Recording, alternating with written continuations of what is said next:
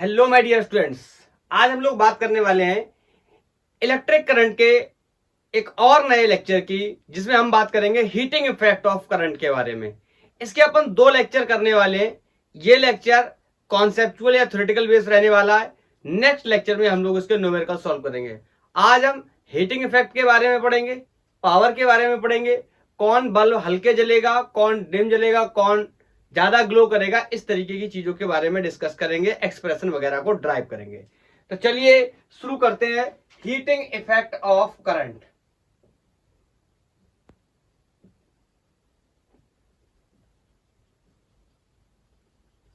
जैसे मेरे पास एक कोई एक कंडक्टर है और इस कंडक्टर के अक्रॉस बैटरी लगी, मींस पोटेंशियल डिफरेंस कनेक्टेड है।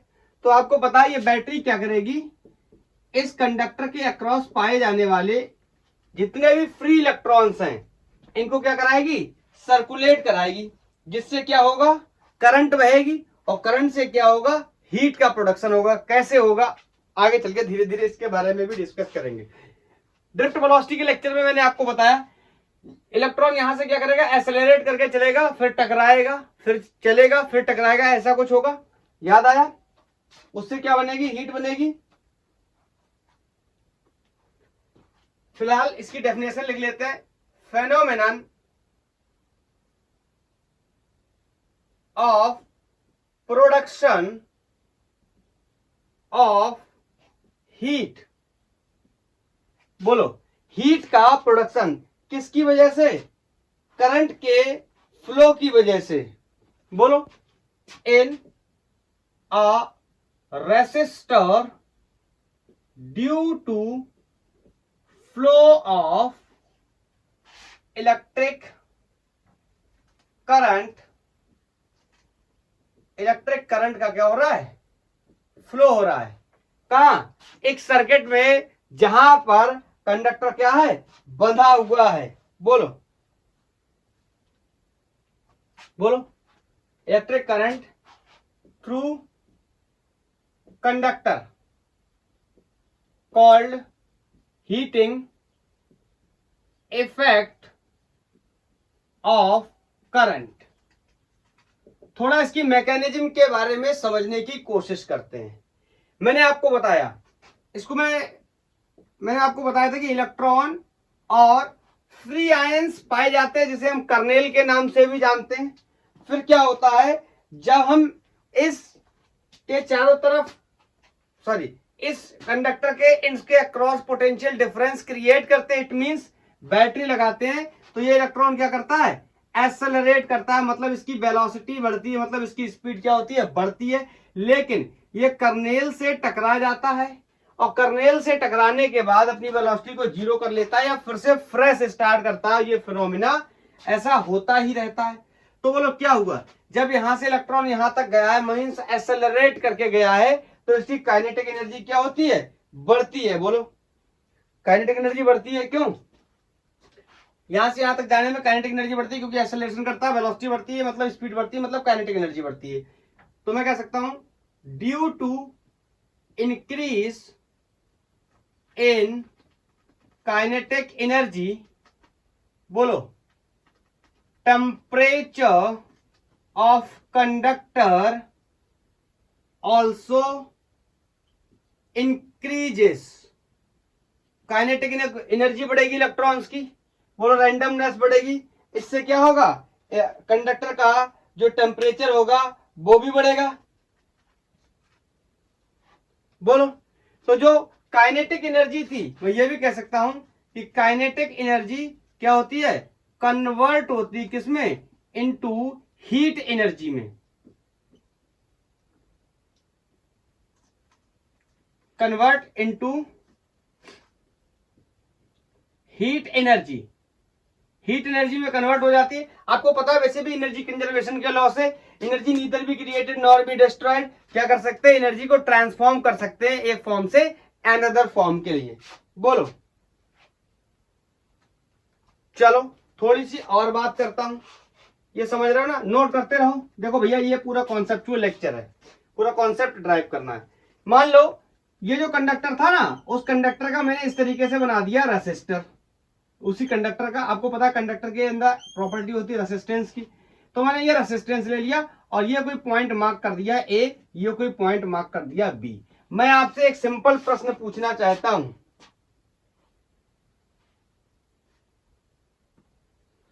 कि कितना हीट प्रोड्यूस होगा, इसके बारे में मैं अब बात करने जा रहा हूं। मैं इसको हटा रहा हूं, तो आप हेडिंग लगा लो, क्या प्रोडक्शन ऑफ हीट, बोलो।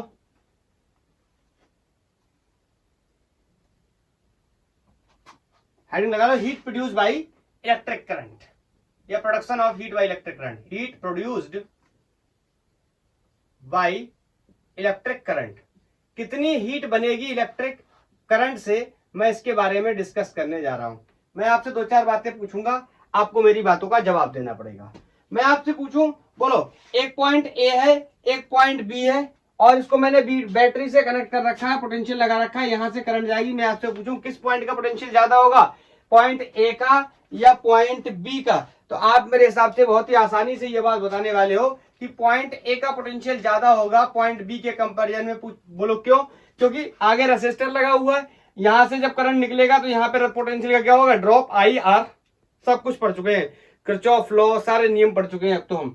तो ये आई आर का ड्रॉप हो जाएगा, तो बताओ इस पॉइंट का पोटेंशियल ज्यादा होगा, इस पॉइंट का पोटेंशियल कम होगा।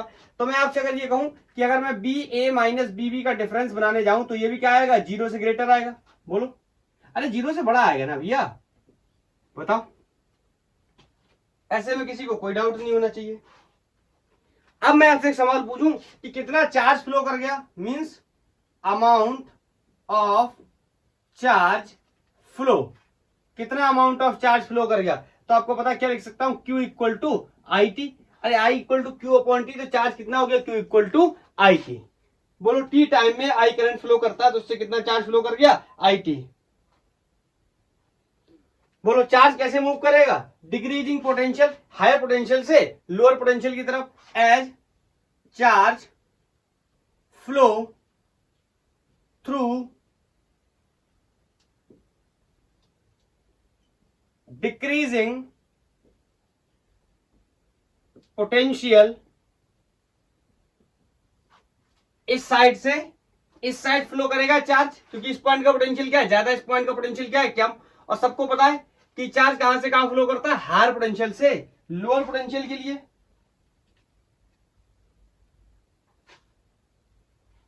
बोलो, मैंने लिखा charge flow through the decreasing potential B, तो क्या होगा, it's potential energy also decreases. अरे कॉमन सेंस की बात है, पोटेंशियल एनर्जी और वर्क डन के बराबर होते हैं वर्क एनर्जी थ्योरम से। ना ना ना, कॉन्सेप्ट ऑफ पोटेंशियल एनर्जी से हमने ये सीख रखा है कि पोटेंशियल एनर्जी क्या होता है, minus times of work done होता है। बताओ, और वर्क डन यहां पर कितना होगा, ये मेरे को बहुत अच्छी से पता है, work done by external agent per unit value of charge will be equal to the difference of potential, so I can say W will be equal to Q times of delta V। बोलो, minus को मैं यहां ignore कर रहा हूं, तो मैं यहां पे U की वैल्यू जो है लिख ले रहा हूं Q times of delta V, और डेल्टा V को मैं एक्सपोज कर सकता हूं क्या, final potential minus initial potential.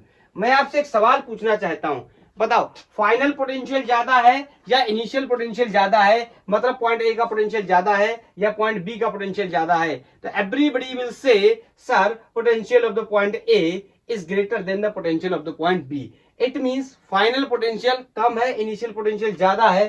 तो बताओ ये वैल्यू ओवरऑल कैसी आने वाली है, नेगेटिव आनी है, माइनस क्यू डेल्टा बी। मैं इसको लिख लेता हूं फिर से, मुझे जरूरत पड़ेगी आगे। क्या इसमें किसी को कोई डाउट है? मेरे हिसाब से नहीं होना चाहिए। मैं ये भी कह सकता हूं कि ये वैल्यू क्या आई है, लेस देन जीरो आई है। अरे नेगेटिव आई है, इसीलिए तो बोल रहा हूं लेस देन जीरो आई है। नेगेटिव क्यों आई है, फाइनल पोटेंशियल कम है, इनिशियल पोटेंशियल ज्यादा है, इसलिए डिफरेंस कैसा आएगा, नेगेटिव आएगा। बोलो, इज दैट क्लियर? कोई डाउट तो नहीं? बोलो।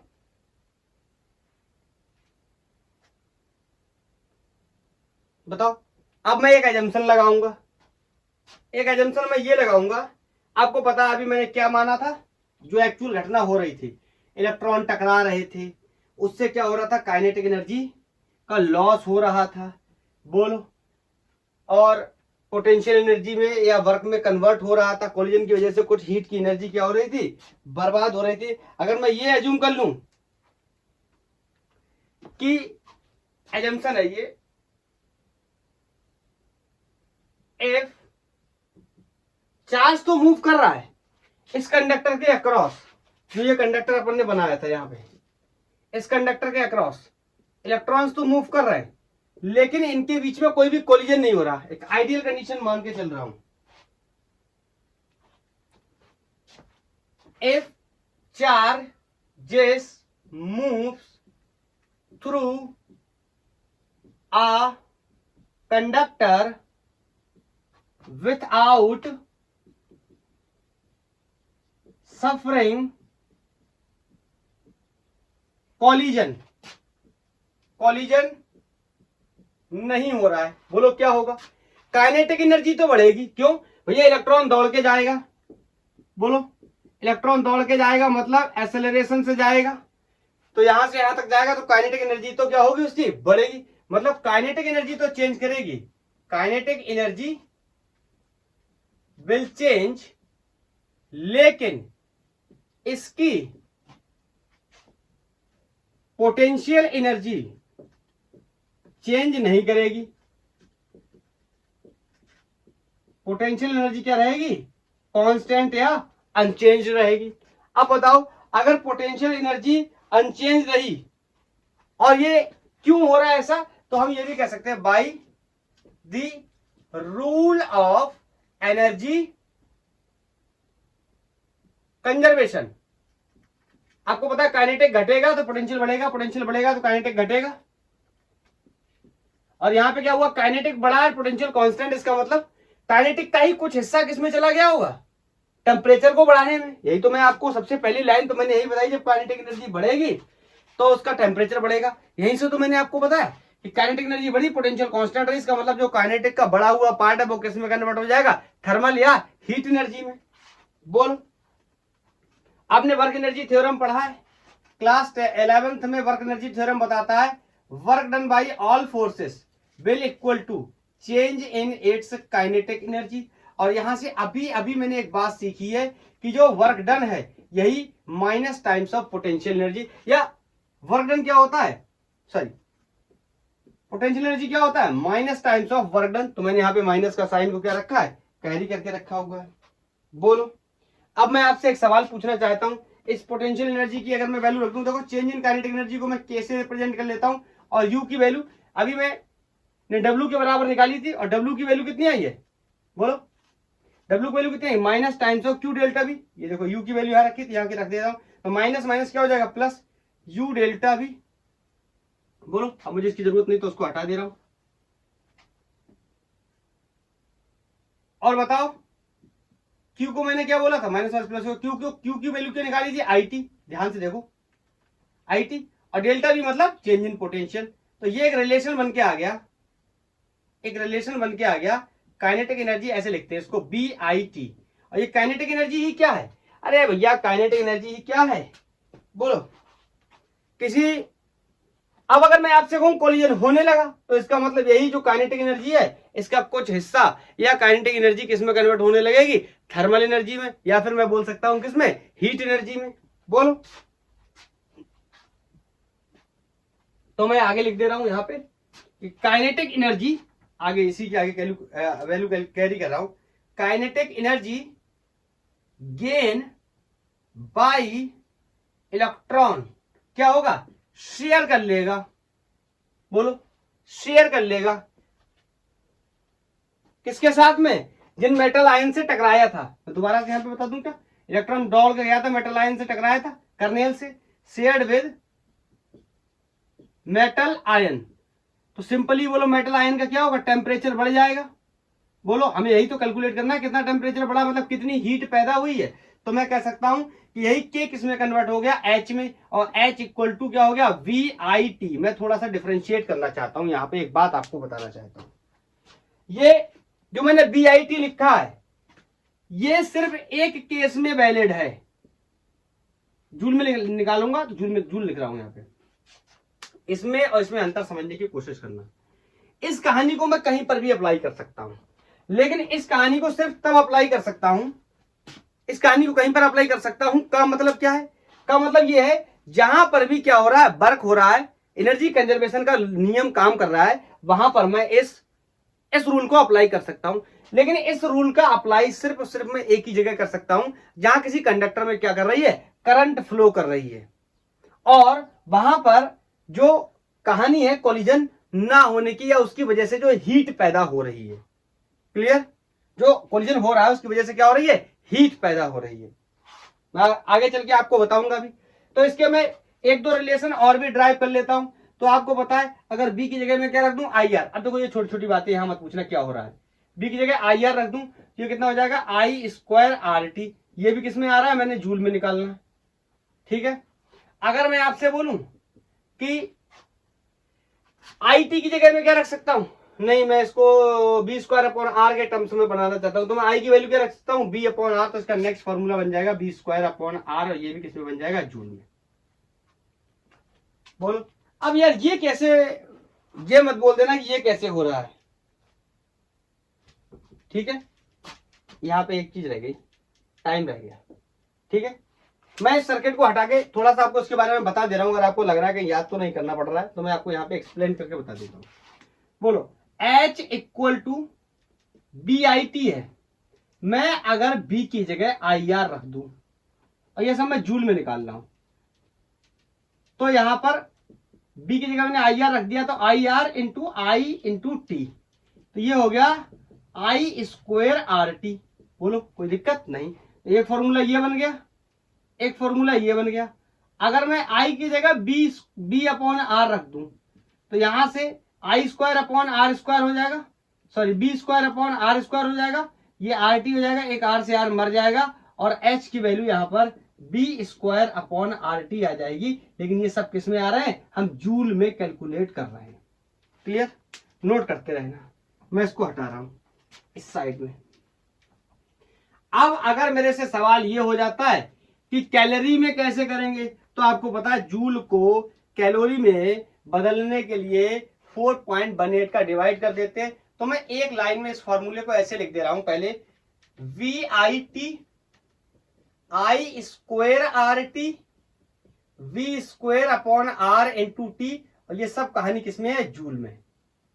यहां पर भी जूल लिख दे रहा हूं, यहां पर भी जूल लिख दे रहा हूं, यहां पर भी जूल लिख दे रहा हूं। लेकिन अगर मुझे चाहिए कैलोरी में, तो मैं वी आई टी अपॉन 4.18 का डिवाइड कर दूंगा, ये कैलोरी में बदल जाएगा। यहां पर भी आई स्क्वेयर आर टी अपॉन 4.18 का मल्टीप्लाई कर डिवाइड कर दूंगा, तो ये कैलोरी में बदल जाएगा। और B square upon R into T, इसको भी मैं अगर 4.18 से डिवाइड कर दूंगा, ये भी कैलोरी में बदल जाएगा। तो क्वेश्चन अगर कैलोरी में पूछा जाएगा तो कैलोरी में बता देंगे, क्वेश्चन अगर जूल में पूछा जाएगा तो हम जूल में बता देंगे। और ये कहानी जो हमने ड्राइव करी है, this is also called joules law of heating. Scientist हैं जूल, उन्होंने बताया था कि किसी कंडक्टर के अक्रॉस कितनी हीट पैदा होती है, और वो हीट किन किन चीजों पे डिपेंड करती है। तो मैं आगे चल के आपको यही बात बताने वाला हूं। आप हेडिंग लगा लो, या आप लगा लो कि जूल्स लॉ क्या कहता है, किन किन चीजों पे डिपेंड करता है। हेडिंग ना लगाओ तो ऐसे लिख लो,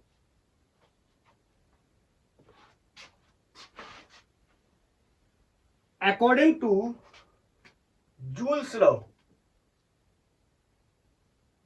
according to Joule's law, heat produced in a conductor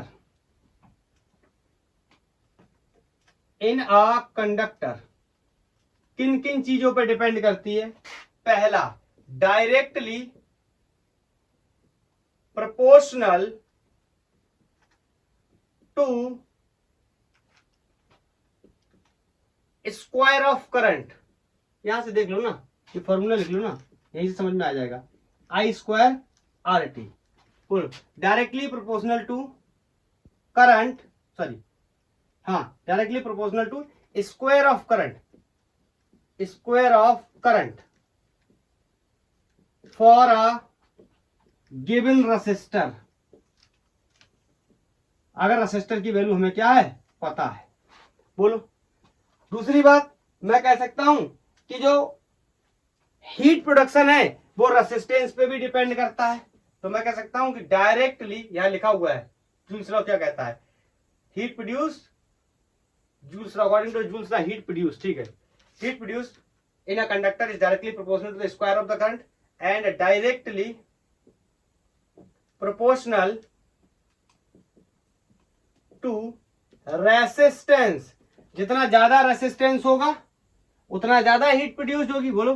resistance of conductor for given current,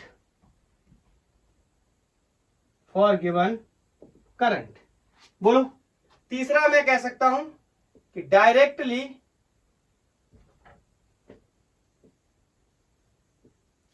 proportional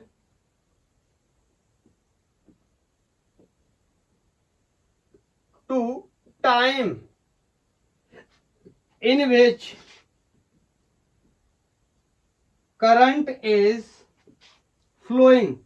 अरे भैया टाइम पे भी तो डिपेंड करेगा, जितनी ज्यादा देर तक फ्लो करेगी करंट उतना ज्यादा पैदा होगा। कौन? यहाँ पे H is directly proportional to I square, H is directly proportional to R, H is directly proportional to T। मैंने यही तीनों बातें यहाँ पर मेंशन करी हुई हैं। जितना ज्यादा करंट होगा उसका स्क्वायर टाइम्स क्या बढ़ेगा, हीट बढ़ेगा। जितना ज्यादा रेसिस्टेंस होगा उतना ज्यादा हीट पैदा होगा। जितना ज्यादा करंट होगा, सॉरी, जितने ज्यादा टाइम के लिए करंट फ्लो करेगा उतनी ज्यादा क्या होगी, हीट पैदा होगी। क्लियर? अब मैं आपको जो नियम मैं डिफरेंशिएशन बता रहा था वो मैं आपको बताने जा रहा हूं। कौन सा डिफरेंशिएशन? कि BIT को हम कब यूज कर सकते हैं और आपको पता है काइनेटिक एनर्जी का फॉर्मूला मैंने अभी आपको बताया था, BIT। बोलो। BIT सी को मैं W के बराबर भी लिख सकता हूं। क्यों? अरे भैया काइनेटिक एनर्जी भी क्या है, वर्क है। बचपन से पढ़ते चले आ रहे हैं, जब कोई ऑब्जेक्ट दौड़ के काम करता है that is called kinetic energy. तो उसी को भी हम क्या बोलते हैं, वर्क। इज एप्लीकेबल, नोट लगा लो आप, नोट, काफी इंपॉर्टेंट बात है। इज एप्लीकेबल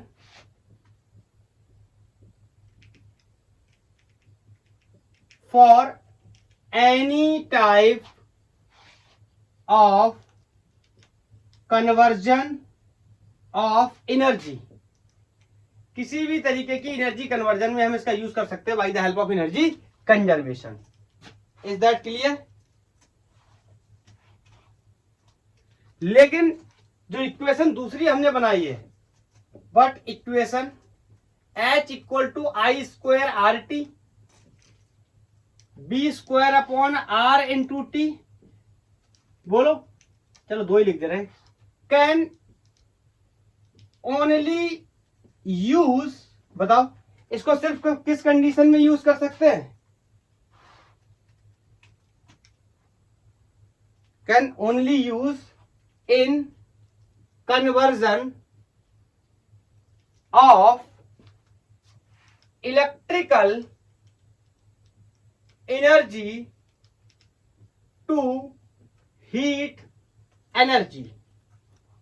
मतलब इलेक्ट्रिक एनर्जी को हीट एनर्जी में कन्वर्ट करने के लिए सिर्फ इसका यूज कर सकते हैं। और ये किसी में भी, काइनेटिक, पोटेंशियल, हीट, किसी में, साउंड, किसी में भी कर सकते हैं, जहां पे जरूरत पड़ने वाली होगी वहां पे। बोलो।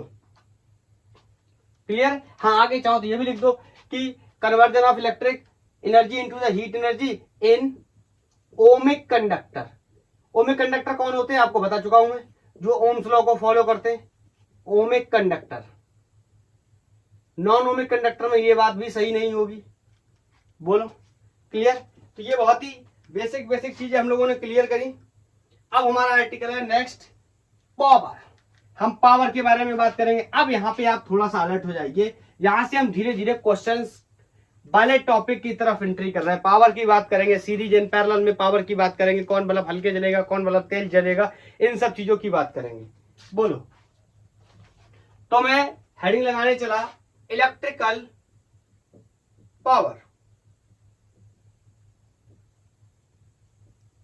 पावर चाहे कोई सा भी हो, पावर का डेफिनेशन हमेशा यही रहता है, rate of doing work.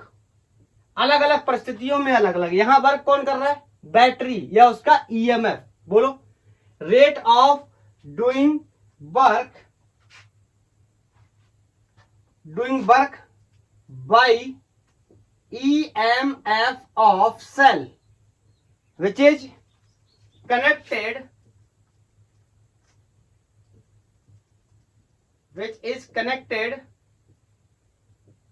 across the conductor या 2 ends of conductor। मैं यहां पर आपको लगा करके बताता हूं। यहां पर एक मैंने रेसिस्टर लगाया, 20 वोल्ट की बैटरी लगाई है। तो आपको पता है कि सिंपली मैं क्या कह सकता हूं, पावर क्या होता है? Work done per unit time. अभी अभी मैं निकाल के आया हूं, वर्क डन क्या था? VIT upon time. टाइम से टाइम निपट गया। V equal to BI। मैं चाहूं तो B की जगह IR रखकर इसका दूसरा एक्सप्रेशन I² बना सकता हूं, या मैं चाहूं तो इसका next equation I equal to B upon R रख के इसको B² अपॉन R में कन्वर्ट कर सकता हूं। ये कुछ पावर के इंपॉर्टेंट बात। स्पेशल पावर है इलेक्ट्रिक पावर। कहीं और पर भी ये फॉर्मूला काम नहीं करेगा। कौन सा करेगा? ये कहां पर करेगा? हर जगह करेगा।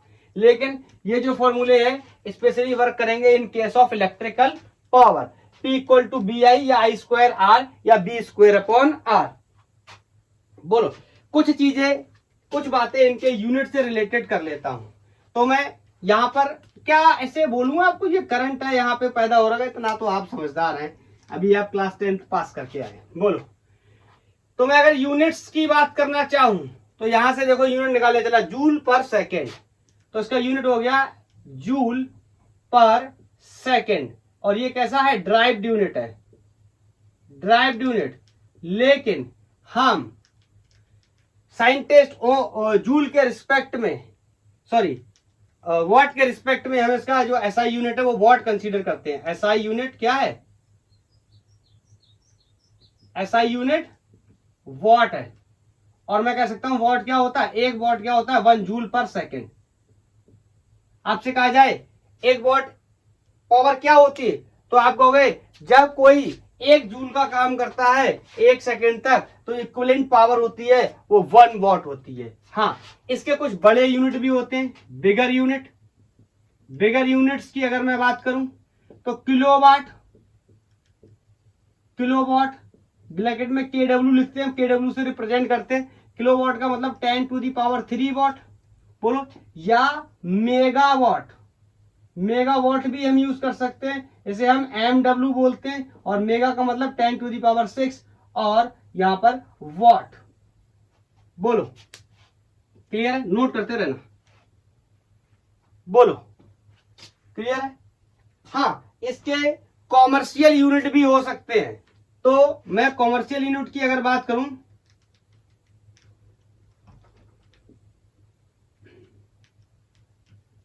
Commercial unit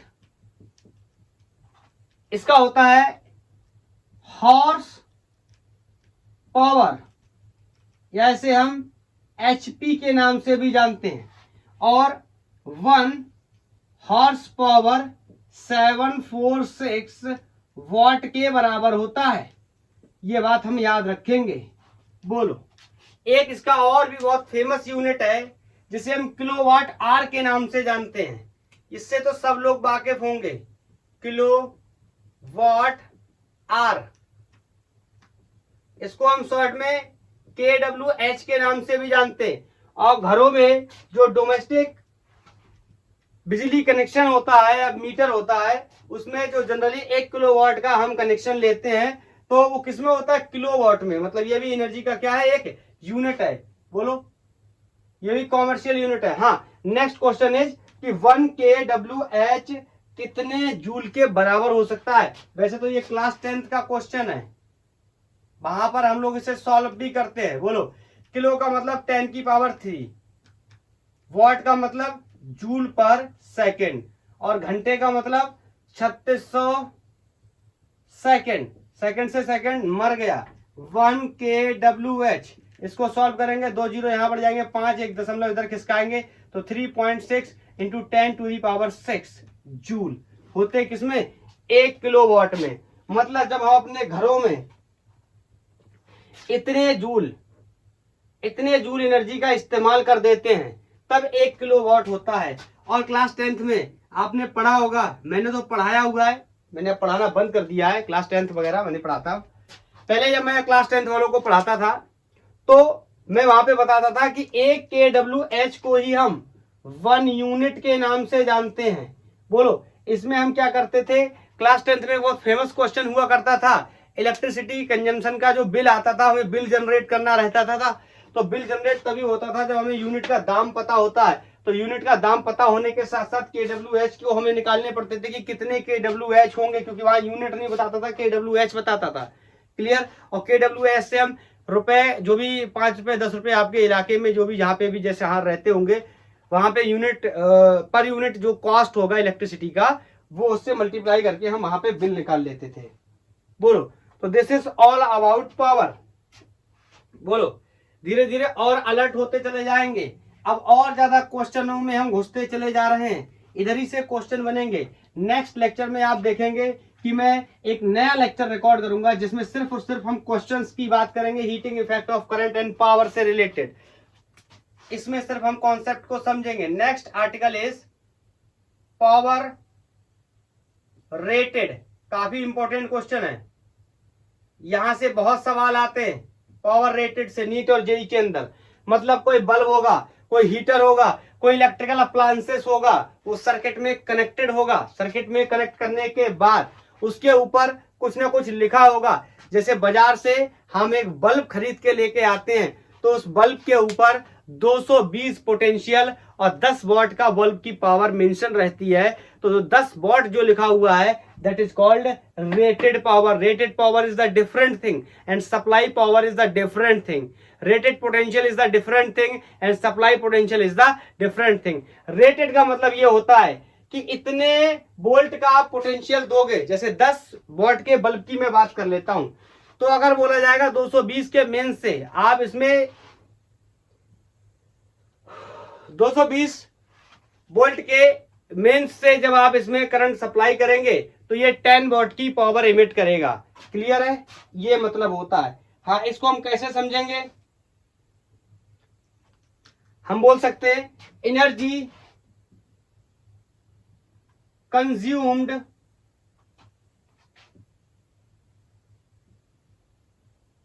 by electrical appliances, energy consumed by electrical appliances अलग अलग लोग अलग अलग बोलते हैं। बोलो, when connected through marked voltage of mains, कितने मेंस से कनेक्टेड है। फॉर्मूले कुछ अलग नहीं, फॉर्मूले जो हमने अभी ड्राइव किए थे, P equal to B square upon R या आई स्क्वायर आर, जो भी फॉर्मूले अभी हमने ड्राइव किए थे वही फॉर्मूले होते हैं, या बी आई, इन्हीं फॉर्मूलों का ही यूज होगा। लेकिन अंतर क्या होगा, रेटेड पावर का मतलब है बल्ब के ऊपर या इलेक्ट्रिकल अप्लायंसेस के ऊपर जो वैल्यू क्या होगी, मेंशन होगी, that is called rated power. Okay, जब वो किससे कनेक्टेड है, किसी मेंस से कनेक्टेड है, सप्लाई मेंस से, मार्क्ड मेंस से कनेक्टेड है। नेक्स्ट क्वेश्चन है कि मेरे को अप्लायंसेस को सीरीज में कनेक्ट करना है और अप्लायंसेस को पैरेलल में कनेक्ट करना है। जैसे हमने रेसिस्टेंस को सीरीज में कनेक्ट किया था, जैसे हमने रेसिस्टेंस को उसको पैरेलल में कनेक्ट किया था, जैसे हमने सेल्स को सीरीज में कनेक्ट किया था, जैसे हमने सेल्स को पैरेलल में कनेक्ट किया था, ऐसे ही हम अप्लायंसेस को सीरीज और पैरेलल में कनेक्ट करेंगे और फिर उसके पावर कैलकुलेशन की बात करेंगे। तो नया हेडिंग है power consumption in combination of appliances. Power consumption in combination of appliances, और पहला कॉम्बिनेशन इज सीरीज कॉम्बिनेशन। अब तो ये बच्चों का खेल हो गया है हमारे लिए कि हमें सीरीज कॉम्बिनेशन की बात करनी है। मैं बल्ब के एग्जाम्पल से ही चलता हूं।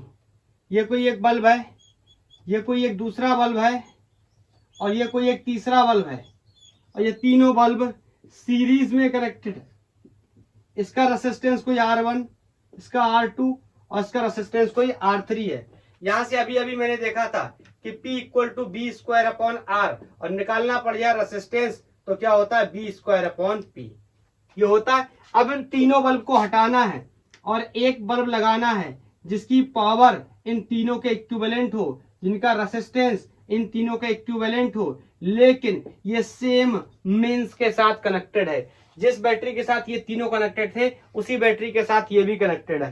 क्या मेरे सवाल में कोई आपको प्रॉब्लम लगती है? बिल्कुल भी नहीं लगनी चाहिए। तो यहां से R1, R2 और R3 अगर मैं सबकी वैल्यूज को लिखने की कोशिश करूं तो ये मेरे लिए काफी आसान होने वाला है। बोलो, एक बात मैं यहां पे आपको और मेंशन करके बताना चाहता हूं, ध्यान से सुनना। इस पे इसका रेसिस्टेंस मान लो R1, R2, R3 यहां लिख दे रहा हूं, ठीक है। इस पर रेटेड है, पावर रेटेड है P1 B volt, P2 B volt, P3 B volt. बोलो, इस पे ये पावर मेंशन है। हो सकता है पावर अलग अलग हो, पावर सेम हो, लेकिन हम एक जनरल रिजल्ट ड्राइव कर रहे हैं, तो अभी हम सब क्या मानेंगे? अलग अलग मानेंगे। मैंने यहाँ पे बहुत विचित्र बात लिखी हुई है कि इसका पोटेंशियल कितना है B, इसका पोटेंशियल कितना है B, और इसका पोटेंशियल भी कितना है B। क्या आप मेरे को इस बात समझा सकते हो? सर ये सीरीज में लगे हुए, सीरीज में तो कभी भी पोटेंशियल सेम होता नहीं है। मैं तो आज तक ये पढ़ के चला आया कि पैरेलल में पोटेंशियल सेम होता है। आपने बिल्कुल सही पढ़ा था, लेकिन सर फिर यहाँ पर भी आप सही पढ़ रहे हैं, लेकिन आपको समझ नहीं आ रहा। This is not the potential of the circuit, this is rated voltage. समझे? जो बल्ब हम मार्केट से खरीद के लेके आए हैं उस पर लिखा हुआ है कि इसको 220 वोल्ट की सप्लाई से चलाओ। Is that clear? This voltage is not written here, this is the rated voltage. Is this clear? तो मैं कह सकता हूं तीनों का वोल्टेज क्या है? सेम, क्योंकि तीनों पे सेम वोल्टेज है, रेटेड है, ठीक है। तो मैं यहां से R की वैल्यू को बी स्क्वायर अपॉन P1, ऐसे R2 की वैल्यू को मैं बी स्क्वायर अपॉन P2, और R3 की वैल्यू को मैं बी स्क्वायर अपॉन P3 बोल सकता हूं। एंड एवरीबडी नोज कि इन तीनों बल्ब्स को हटाने के बाद इन तीनों का जो रेसिस्टेंस होगा R1, R2, ये कोई इक्विवेलेंट रेसिस्टेंस में कन्वर्ट हो जाएगा। तो R इक्विवेलेंट की अगर मुझे वैल्यू निकालनी हो और सीरीज में लगे हैं, मेरे को सब पता है कि सीरीज में रेसिस्टेंसेस को डायरेक्ट जोड़ लेते R1 plus R2 plus R3, इन सारी वैल्यू को एक्सपोज कर देते। बोलो, इसका पोटेंशियल भी कितना होगा? B। बताओ इसकी पावर कितनी होगी? इक्विवेलेंट। तो मैं यहां से कह सकता हूं क्या? B square upon P equivalent. मेरे हिसाब से कोई भी दिक्कत नहीं होनी चाहिए, ऐसे डेरिवेशन हम पहले भी कर चुके हैं। R1 की जगह V square upon P1 plus R2 की जगह B स्क्वायर अपॉन P2 और R3 की जगह B स्क्वायर अपॉन P3। सब में B कॉमन लेंगे तो ये B कट जाएगा। क्लियर? तो यहां से मेरे को क्लियर एक एक्सप्रेशन मिलता हुआ दिखाई दे रहा है, और इसको मैं यहां पर मेंशन कर देता हूं कि मेरे से बोल रहा है 1 upon P equivalent is 1 upon P1 plus 1 upon P2 plus 1 upon P3। साफ साफ दिखाई दे रहा है कि जो अप्लायंसेस सीरीज में कनेक्टेड हैं उनके पावर को जब हम निकालने जाएंगे इक्विवेलेंट, तो उनको हम कैसे जोड़ेंगे? रेसिप्रोकल में। मतलब ये रेसिस्टेंस के इक्विवेलेंट का कुछ पैरेलल जैसा कॉम्बिनेशन आ गया है। बोलो हाँ सर मैं समझ गया। अरे सर तो मुझे एक बात तो और भी याद आ गई, सर आप तो बार बार इस चीज को बताते हो कि अगर दो अप्लायंसेस कनेक्टेड हो बोलो और इसका पावर P1 हो इसका पावर P2 हो तो सर इसका P नेट तो हम बहुत ही आसानी से निकाल लेते थे अपनी कैलकुलेशन को फास्ट करने के लिए। ऊपर दोनों का मल्टीप्लाई कर देते थे सर, नीचे दोनों का डिवाइड कर देते थे जोड़कर। बोलो दो अगर बल्ब लगे या दो अप्लायंसेस लगे उनका इक्विवेलेंट पावर निकालना तो ऐसे निकाल लेंगे। बोलो आई थिंक मैं अपनी बात को क्लियर कर पाया। अब यहां से एक बहुत इंपॉर्टेंट बात मैं बताने वाला हूं ब्राइटनेस के रिगार्डिंग। बहुत बार ये सवाल पूछा जाता है कि फलाने फलाने अप्लायंसेस सीरीज में कनेक्टेड हैं या पैरेलल में कनेक्टेड हैं, बल्ब की ही बात कर लें, कौन तेज जलेगा कौन धीरे जलेगा? तो क्वेश्चन इज ब्राइटनेस। क्या होगी? ब्राइटनेस। तो मैं यहां पे आपको एक बात बताना चाहता हूं। अभी अभी हमने देखा पावर का एक्सप्रेशन क्या था, P equal to I square R था। तो मैं अलग अलग केसेस में अगर लिखना चाहूं तो I1 अपॉन आर I1, एक सेकंड मैं जरा इंक डाल लूं तब आपको बता। इंक यार खत्म हो गई है, इंक भी खत्म हो गई, अब क्या करूं? ऐसे ही काम चलाऊं, दूसरी बोतल खोलूं, टाइम लगेगा। जब तक डालूंगा सब काम करूंगा तब तक तो ये खत्म हो जाएगा।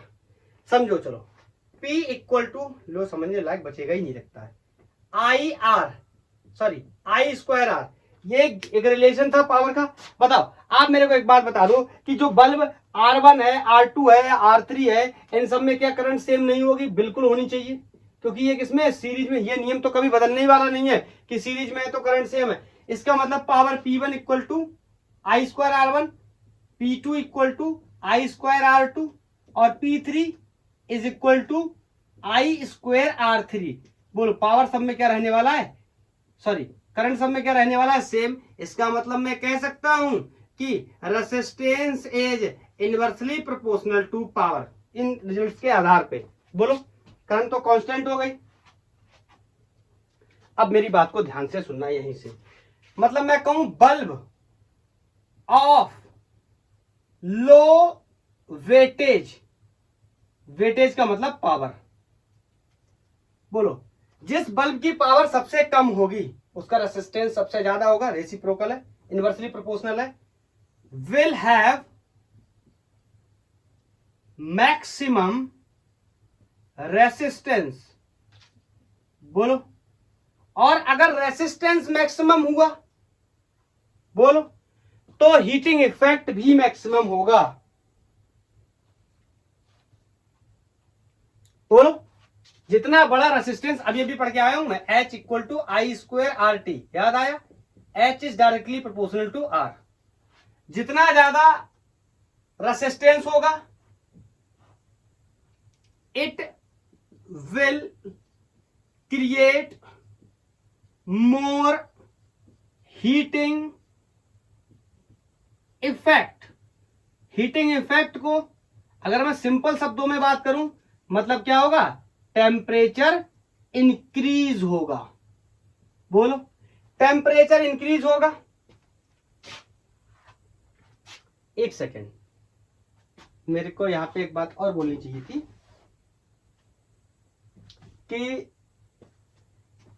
लो वेटेज होगा, विल हैव मैक्सिमम रेसिस्टेंस।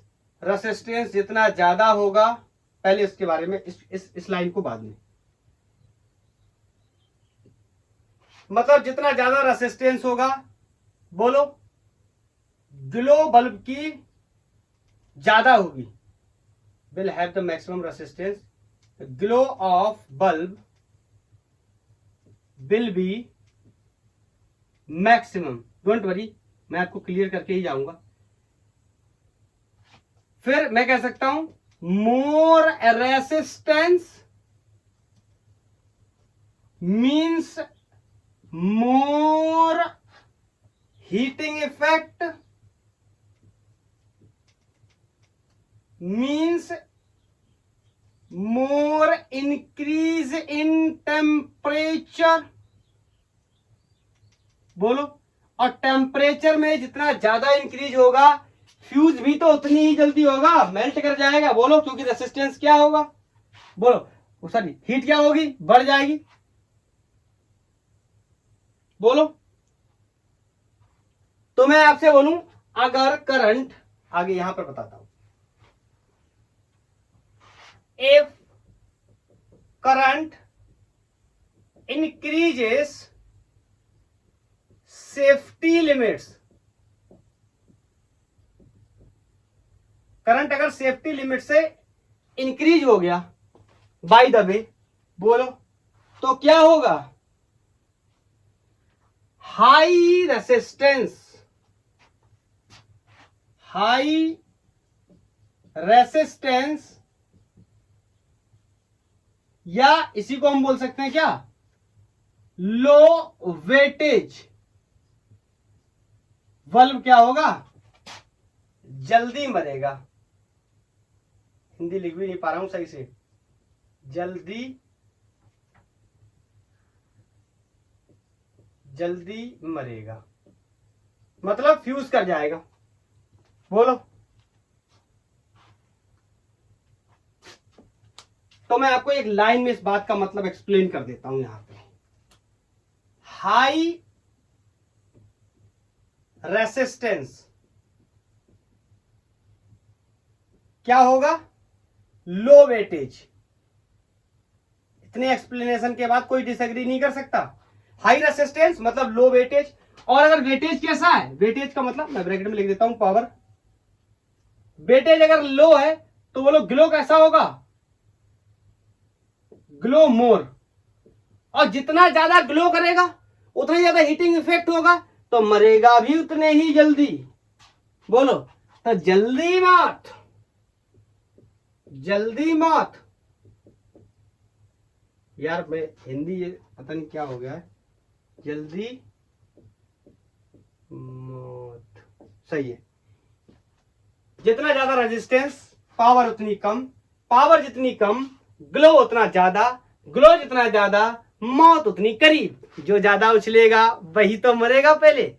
ध्यान रखना, इन केस ऑफ सीरीज कॉम्बिनेशन, ये भूल मत जाना, मिक्स मत कर देना।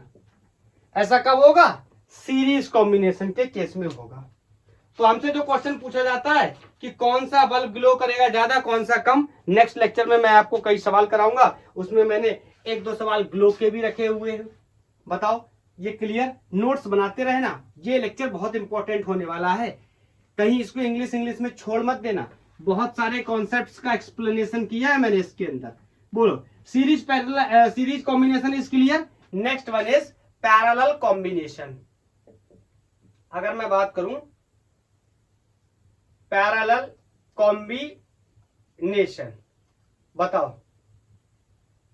तो मैं बोल सकता हूं कि यहां पर मैंने वही अपने 3 बल्ब्स ले लिए और इन बल्ब्स को मैंने इस तरह पैरेलल में कनेक्ट कर दिया किसी मेंस के साथ B वोल्ट की। इसकी पावर कोई P1, इसका रेसिस्टेंस कोई R1, इसकी पावर कोई P2, इसका रेसिस्टेंस कोई R2, इसकी पावर कोई P3, इसका रेसिस्टेंस R3। यहां पर वोल्टेज B, यहां पर वोल्टेज B, यहां पर वोल्टेज B। हाँ सर मुझे पता है ये तो रेटेड पावर है। अरे अगर रेटेड नहीं होता तो भी सेम होता, क्योंकि पैरेलल में पोटेंशियल सेम होते हैं। बोलो, इसका मतलब सर दोनों ही केसेस में पोटेंशियल सेम होगा। यस, तो मैं बोल सकता हूं P equal to B square upon R से मैं बोल सकता हूं R equal to B square upon P। इसका मतलब I can write R1 will be B square upon P1, R2 will be B square upon P2 and R3 will be B square upon P3। और मेरे को बिल्कुल clear पता है कि जब मैं रेसिस्टेंसेस का पैरेलल कॉम्बिनेशन निकालता हूं तो उनको रेसिप्रोकल में जोड़ता हूं। बोलो, हाँ क्या करना पड़ेगा, इन तीनों बल्ब्स को हटाना पड़ेगा, इनकी जगह एक बल्ब लगाना पड़ेगा विद द सेम सप्लाई, जिसका रेसिस्टेंस कोई R इक्विवेलेंट, जिसकी पावर कोई P इक्विवेलेंट और जिसके ऊपर पोटेंशियल कोई B होगा। बोलो, तो यहां पर मैं लिख सकता हूं क्या, सबको पता है V इक्वल टू IR से मैं लिख सकता हूं क्या, V अपॉन I किसके बराबर होता है, R के। और इसको अगर मैं उल्टा कर दूं क्या है जरूरत उल्टा करने की? बिल्कुल नहीं है यार। आर को हटाना, आर की जगह क्या रखना है?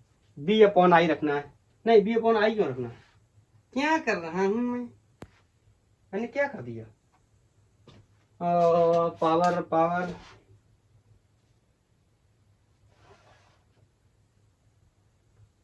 आर वन आर टू की वैल्यू मैंने निकाल तो रखी, ये क्यों लगा रहा हूं मैं? ये रखता हूं ना। हाँ, यहाँ पे जब 1 अपॉन आर इक्विवेलेंट को हटाऊंगा तो इसकी जगह जो वैल्यू आने वाली है that will be P B square upon P equivalent. बोलो प्लस 1 अपॉन आर वन की जगह कितना आ जाएगा? B square upon P one plus R two की जगह B square upon P two और आर थ्री की जगह B square upon P three. अब ध्यान से देखोगे, ये पी वाले टर्म पलट के ऊपर चले जाएंगे और ये कैंसिल हो जाएंगे और यहां से मैं रिजल्ट लिख दे रहा हूं कि P equivalent is equal to P one plus P two plus P three. मतलब पैरेलल कॉम्बिनेशन में पावर जो होंगे वो डायरेक्ट क्या हो जाएंगे? सम हो जाएंगे। डायरेक्ट मैं उनको ऐड करता चला जाऊंगा। Is that clear? हटा रहा हूं, नोट करते रहो धुआंधार स्पीड में। बोलो, अगर मैं तुमसे बोलूं if N bulbs are connected in parallel with same power P, तो बोलो equivalent power P net will be equal to n times of P। बोलो, ये तो बहुत ही साधारण सी बात है। P1 plus P2 plus P3 है तो P P P P P P P P कहां तक? n तक। तो कितना? NP। बोलो क्लियर? क्लियर? नेक्स्ट फिर से कौन? ब्राइटनेस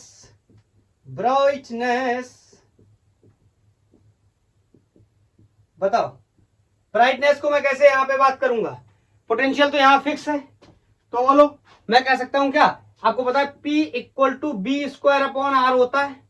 पोटेंशियल तो फिक्स है, तो मैं यहां पे पोटेंशियल के टर्म्स में ना करके आर के टर्म्स में और आई के टर्म्स में बात करूं तो इसका दूसरा फॉर्मूला मैं बी आई लिख सकता हूं। इसका मतलब मैं यहां पे आपको बता सकता हूं कि I is inversely proportional to R. बोलो, क्या इसमें किसी को कोई डाउट है? पावर क्या है, सॉरी वोल्टेज क्या कांस्टेंट, इसकी का मैं भी आई यहाँ पे यूज कर सकता हूं। तो यहां से रिलेशन मैंने बना लिया क्या? I is inversely proportional to R. मैं यहां से लिखना शुरू करता हूं। मतलब मोर रेसिस्टेंस लो करंट। बोलो, ये तो लिखूंगा। मतलब low resistance bulb will consume more current. इसमें कोई डाउट नहीं होना चाहिए। और H equal to I square R T से जितना ज्यादा करंट लेगा हीट उतनी ज्यादा पैदा हो जाएगी। मतलब ग्लो भी क्या होगा? मोर ग्लो। और मोर ग्लो है तो मरने के चांसेस भी सबसे ज्यादा। बोलो, और हिंदी में लिखूं, और मरेगा भी वही जो ज्यादा जलेगा। बोलो, वेरी क्लियर है। अरे कौन मरेगा? जो ज्यादा उछलेगा वही मरेगा। बोलो, इज दैट क्लियर? तो अगर मैं इसको एक लाइन में समराइज करना चाहूं, यहां पे कर दूं क्या? मैं बोल सकता हूं लो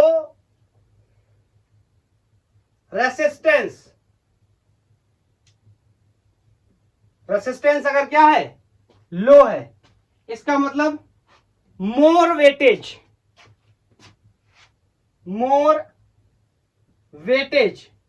क्या होगा? ज्यादा, मतलब पावर ज्यादा होगा। एक सेकेंड, वेटेज क्या होगा? ज्यादा होगा। और वेटेज मतलब ज्यादा होने का मतलब ग्लो कैसा होगा? ग्लो मोर। ग्लो भी कैसा होगा? मोर। और अगर मोर ग्लो होगा तो जल्दी जल्दी मरने के चांस होंगे, मौत भी जल्दी। आई थिंक अब क्लियर है। सर्किट में अगर आपसे पूछा जाए कि कौन सा बल्ब सबसे ज्यादा जलेगा या सबसे ज्यादा तेज जलेगा या कौन सबसे पहले मरेगा, तो सबसे पहले हमें चेक करना है कि वेटेज किसका ज्यादा है। जिसका वेटेज ज्यादा होगा वो सबसे पहले मरेगा, चाहे बात सीरीज की हो या बात पैरेलल की हो। बस सीरीज के केस में वेटेज कैसे देखना है और पैरेलल के केस में वेटेज कैसे देखना है, ये मैंने आपको बता दिया। सीरीज के केस में वेटेज को देखने के लिए रेसिस्टेंस को, हाई रेसिस्टेंस को टारगेट करेंगे, जिसमें रेसिस्टेंस सबसे ज्यादा, वेटेज सबसे ज्यादा। पैरेलल में रेसिस्टेंस अगर लो है तो वेटेज सबसे ज्यादा। Is that clear? तो मेरे हिसाब से ये सारी बातें क्लियर हो चुकी हैं। कौन पहले मरेगा, कौन बाद में मरेगा, कौन तेज जलेगा, कौन धीमे जलेगा। और इसके लिए मैंने आपके लिए एक नेक्स्ट लेक्चर प्लान कर रखा है, जिसमें मैं बहुत सारे सवाल कराऊंगा अलग अलग कॉन्सेप्ट पे बेस्ड। मैं आपको यहाँ पर चलते चलते एक छोटा सा आर्टिकल और बताना चाहता हूं। मैं इफिशियंसी ऑफ सोर्स ईएमएफ के बारे में बताना चाहता हूं। इफिशियंसी ऑफ सोर्स ईएमएफ का मतलब, इफिशियंसी ऑफ सोर्स ईएमएफ मतलब, इफिशियंसी को हिंदी में दक्षता बोलते हैं, मतलब कितनी क्षमता है। बोलो, ये इफिशियंसी की स्पेलिंग क्या गलत हो गई क्या? इफिशियंसी, ठीक है। जैसे मान लो मैंने एक सर्किट में रेसिस्टर लगाया है, उसको ईएमएफ से मतलब वोल्टेज से कनेक्ट किया। ईएमएफ और वोल्टेज, टर्मिनल वोल्टेज क्या है सब आपको पता है, आपने सब पढ़ रखा। अगर नहीं पढ़ा है तो आप लेक्चर जाके टाइप करो cell internal resistance and EMF वाला, वहां आपको ईएमएफ और टर्मिनल वोल्टेज में डिफरेंस पता चल जाएगा क्या होता है।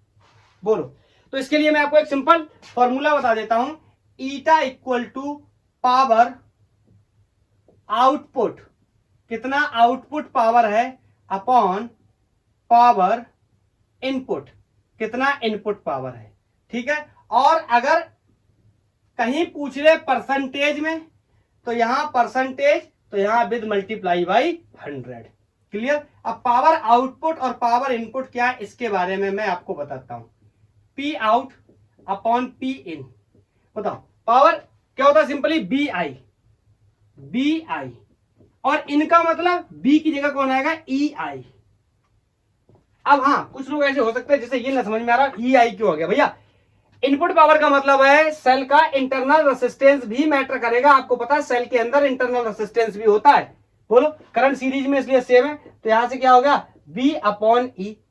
बोलो, और बी को मैं लिख सकता हूं क्या, आगे बी को मैं लिख सकता हूं कितना, आई आर, मतलब इसमें करंट गया आई, तो इसके अक्रॉस जो ड्रॉप ऑफ पोटेंशियल है दैट इज कॉल्ड बी, माने टर्मिनल वोल्टेज, और इसके across this is called E, EMF of a cell. तो इसको मैं लिख सकता हूं क्या, बी की जगह आई आर, और आपको मैंने बताया I equal to E upon R plus R. तो यहां से ई की वैल्यू कितनी हो जाएगी, I capital R plus small R, और यहां बी की वैल्यू कितनी हो जाएगी, आई आर। तो बी की जगह मैंने आई आर लिख दिया, यहां ई की जगह आई आर प्लस आर, यहां आई से आई मर गया, और यहां पर जो इफिशियंसी का फॉर्मूला आ गया eta, efficiency eta is equal to R upon capital R plus small R. अगर पूछ लिया जाए परसेंटेज में तो मल्टीप्लाई कर देंगे 100 से। इस फॉर्मूले पे भी मैंने क्वेश्चन लिए हुए हैं, जो कि हम नेक्स्ट लेक्चर में क्या करेंगे, डिस्कस करेंगे। बोलो, इज दैट क्लियर? तो ये मैंने आपको heating effect of current and power के बारे में बताया, कौन बल्ब डिम जलेगा, कौन फास्ट जलेगा, कब कैसे कौन मरेगा, मैंने सब कुछ आपको एक्सप्लेन कर दिया कि कौन पहले मरेगा का मतलब फ्यूज होगा, मरेगा का मतलब फ्यूज होगा। ओके, तो this is all about the heating effect of current and power. आज के लिए इतना ही। थैंक यू, धन्यवाद। पढ़ाई करते रहिए, और इसका नेक्स्ट लेक्चर बहुत ध्यान से देखना। ये कॉन्सेप्चुअल, ये थ्योरेटिकल लेक्चर था, इसका next lecture totally numerical based part होगा, जिसको मैं बनाऊंगा पार्ट 2 के नाम से। ओके, तो आज के लिए इतना ही। Bye bye.